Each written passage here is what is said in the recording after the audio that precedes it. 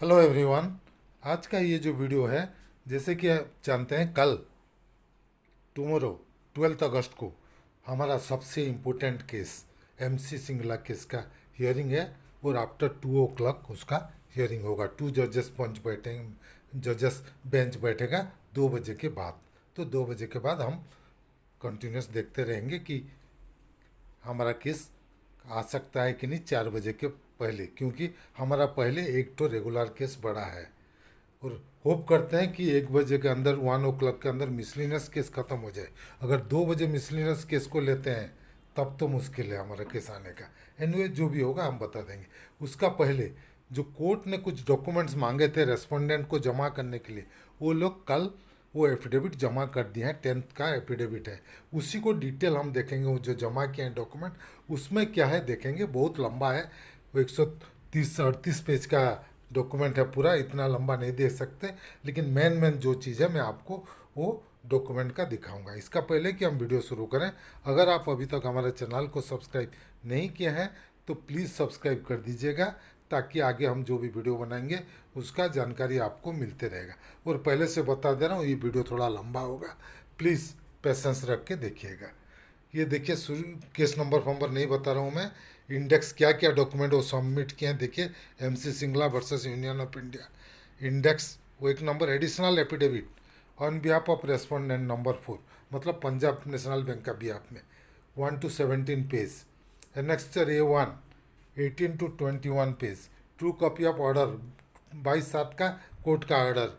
A2 true copy of calculation in respect of manager who retired on 31/3/1987 is provided in the format as given in the original appendix 1 before amendment of regulation 35, along with detailed calculation of pension paid to the said manager 22 to 29.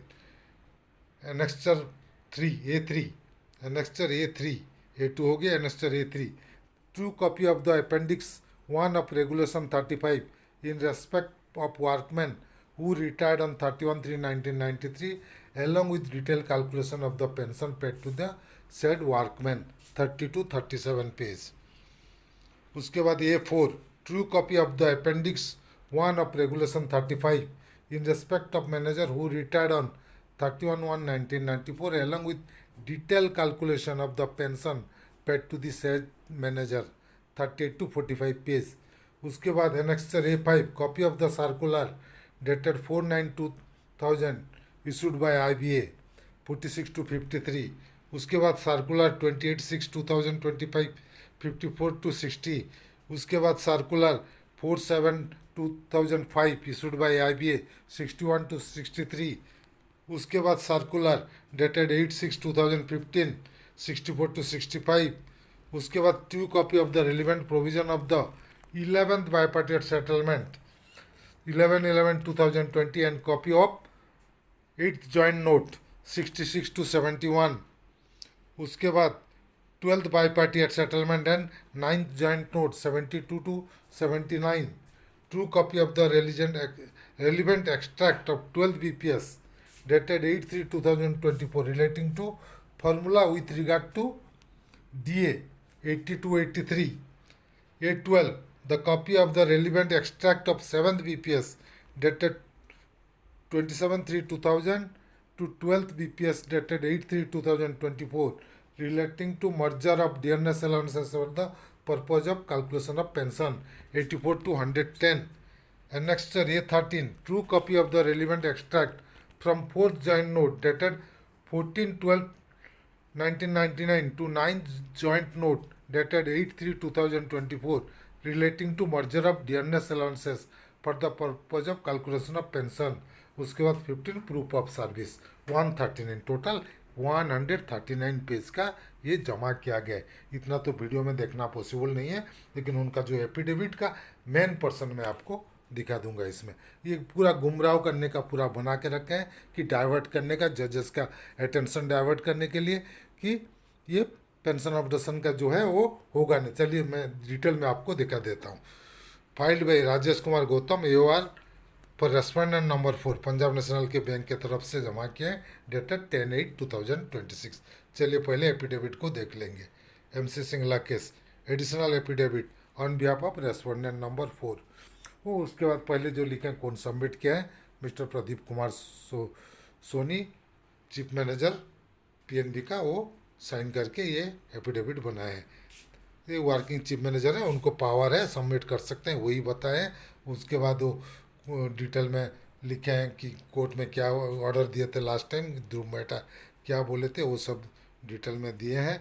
Regulation 35(1) of Punjab national bank employees pension regulation 1995 regulation को बताए हैं। 95 2002 में extended, लेकिन उनके हिसाब से इसमें pension objection का प्रावधान नहीं है, एनुअली नहीं है, वही वो बता रहे हैं, खाली एक पर्टिकुलर पीरियड लिखे। उसके बाद वो कंक्लूजन में जो है दिखते हैं वही दिखा देता हूँ, अदरवाइज बहुत लंबा हो जाएगा, इतना लंबा दिखा नहीं सकते हैं, एक एक करके बहुत ज़्यादा है ये जमा करते गए हैं। डिटेल में बताते हैं कौन सा एनेक्चर में क्या दिए गए हैं, साइन हुआ है।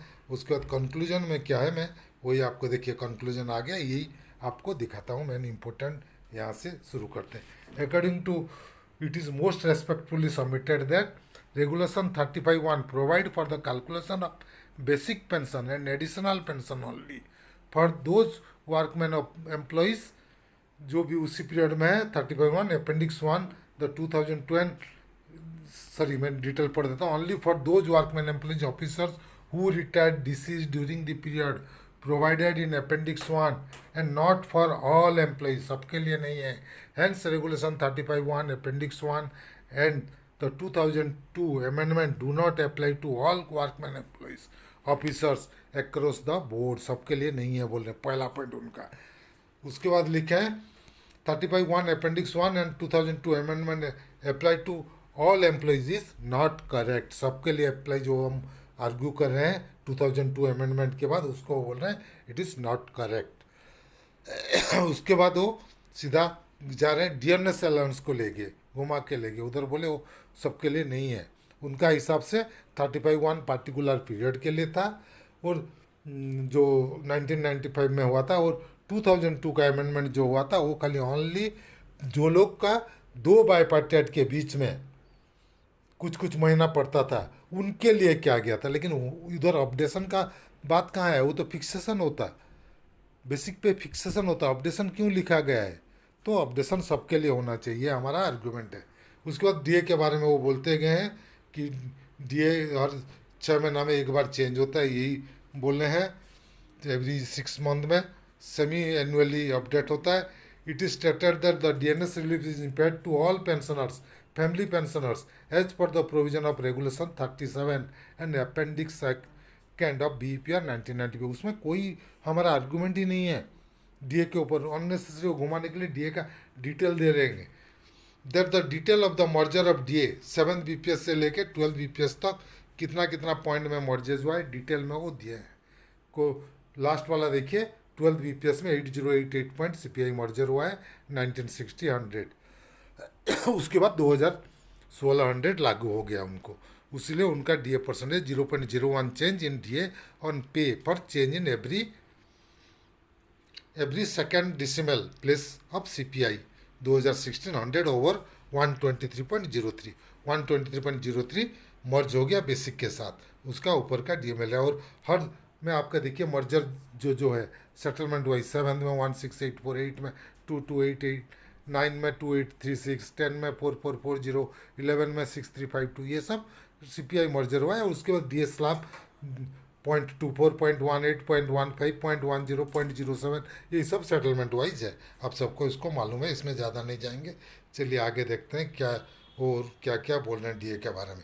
ये तो देखिए पहले, उसके बाद वो बोल रहे हैं कि जो 2005 से पहले का था उनको क्या था, जो डीए देते थे क्या दिए थे, स्टैगर्ड डीए मिलता था, उसको बाद में ठीक हुआ। लेकिन कुछ देखिए बेसिक एग्जाम्पल एक 7 बीपीएस का दिए हैं 0.24 अप टू 7100, उसी हिसाब से 0.06 ऑफ पे अबव 12,025, ऐसे बीच बीच में अलग अलग सबको एक बेसिक, सभी बेसिक के ऊपर टोटल 1% डीए नहीं था, वो बाद में ठीक हुआ है, उस टाइम नहीं हुआ। उसके बाद जो 12th बीपीएस में हुआ उसके बारे में बोले कि 0.01 चेंज के हिसाब से डीए भी उसी हिसाब से प्रोपोर्शनेटली बढ़ेगा 12th बीपीएस से। उसके बाद वो क्या लिखे हैं, चलिए डिटेल में फिर देखते हैं आगे। इतना डिटेल में पढ़ने से तो बहुत लंबा हो जाएगा मैं, लेकिन उसीलिए जो जो इम्पोर्टेंट है आपको दिखा रहा हूँ।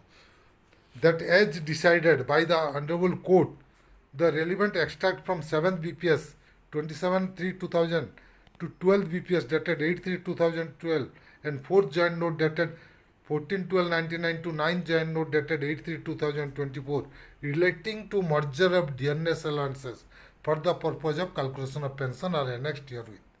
उसको दिया डीए के ऊपर, वो डाइवर्ट करने का पूरा कोशिश कर रहे हैं पेंशन ऑब्जेक्शन से लेके, डीए हम दे रहे हैं यही बोल रहे हैं। उसके बाद एडिशनल इन्फॉर्मेशन में देखिए फाइनेंशियल बर्डन बता रहे हैं, ये बोल रहे हैं कि पैसा बहुत खर्चा हो जाएगा। The Indian bank association in पारा 37 ऑफ इट्स एफिडेविट्स, पहले जो 2022 का एफिडेविट दिए थे उसमें वो बोल रहे हैं कि एक्सपेंसेस बहुत ज़्यादा हो जाएगा, बैंक को बियर का फाइनेंशियली वायबल नहीं है बैंक के लिए पेमेंट करने के लिए। It is financially viable for the bank, not it is viable. तो ठीक है। In para 10 has further stated that having regard to the financial burden, financial constant on the nationalised bank, the bank have shifted from defined benefits scheme to defined contribution scheme, and all employees who have been appointed after 1/4/2010 are governed by NPS scheme। नया वाला जो है नया 2010 के बाद जो लोग join किए वो तो ओल्ड पेंशन स्कीम में है, नया पेंशन स्कीम है। बॉर्डन बैंक का कम करने के लिए ये किया गया, यही आर्ग्यू कर रहे हैं। Which is operated by national pension scheme trust created by central government, where the benefit paid to the members based on their contribution to the scheme. वो स्कीम अलग है, उसके बारे में हमको बात करने का कोई ज़रूरत ही नहीं है। उसके बाद दी एग्जिस्टिंग पेंशन फंड, देखिए पेंशन फंड जो हम सफिशिएंट बोल रहे हैं उसके ऊपर उनका क्या आर्गूमेंट है वो भी देख लेते हैं।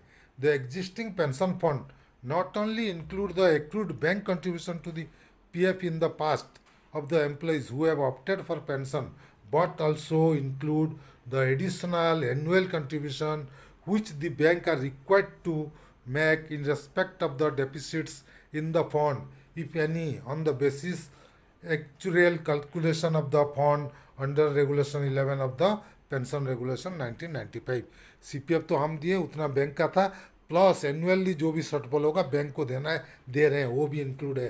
यही वो बता रहे हैं कि बैंक हर साल उसमें पैसा दे रहे हैं, कितना दे रहे हैं नहीं बता रहे हैं, पैसा दे रहे हैं बोल रहे हैं, क्योंकि वो बहुत नेग्लिजिबल है इसलिए वो अमाउंट नहीं स्पेसिफिक कर रहे हैं।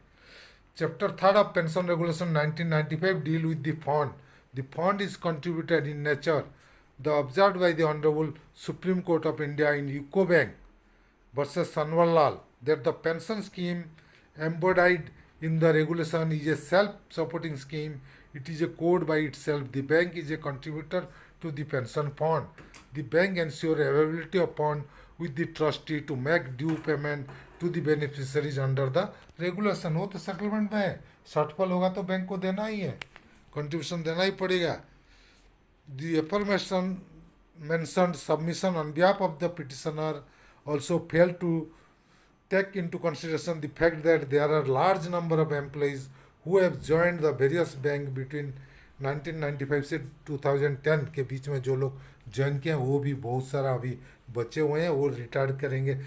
उनका भी एक एग्जाम्पल वो दे दिए हैं कि अगर अब 2010 में 25 साल हुआ था उनको, तो सर्विस करके रिटायर्ड करने के लिए अराउंड 25 to 30 ईयर्स और सर्विस करेंगे, तो 2045 में 2010 से 35 साल पकड़ लिए वो लोग, 2045 में रिटायर करेंगे। टिल अबाउट 2070 और 2075 तक उनको पेंशन मिलेगा, 25-30 साल पेंशन मिलेगा रिटायरमेंट के बाद, फिर तो पेंशन देना पड़ेगा 2075 तक। Therefore, accumulation in the pension fund as on date cannot be looked into for the purpose of satisfying the demand made by the existing pensioners by ignoring the financial liabilities of the PF for the further period of about 45 to 50 years in the time to come।